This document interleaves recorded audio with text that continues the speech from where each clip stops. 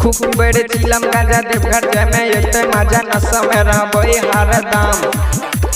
केकरो से कम नहीं छिए सबसे आगा में छिए बहिनी के देबे डकबम खूब पीबे रे चिलम गाजा देवघर जाए में ये मजा न समय रहबे हरदम केकरो से कम नहीं छिए सबसे आगा में छिए बहिनी के देबे डकबम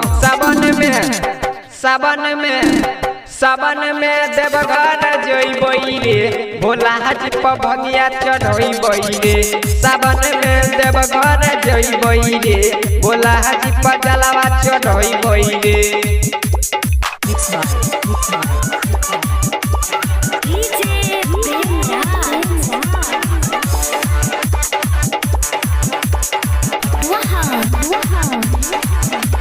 टूट जबना सता चिलम चढ़इबई रे हा भोले जी के नाम लेके कामर उठइबई रे टूट जबना सता चिलम चढ़इबई रे भोले जी के नाम लेके पर्वत चढ़ जइबई रे सावन में देवघर जइबई रे भोला हाजी पर भंगिया चढ़इबई रे सावन में देवघर जइबई रे भोला हाजी पर जलवा चढ़इबई रे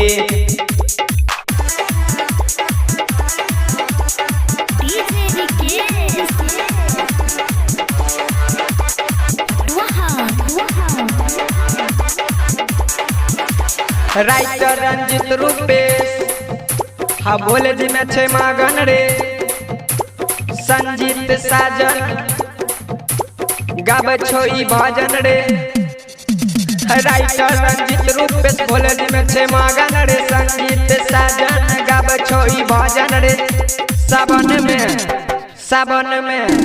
सावन में देवघर जइबई रे भोला हाजी पर भंगिया चढ़इबई रे सावन में देवघर जइबई रे भोला हाजी पर जलावा चढ़इबई रे अरे चढ़ाई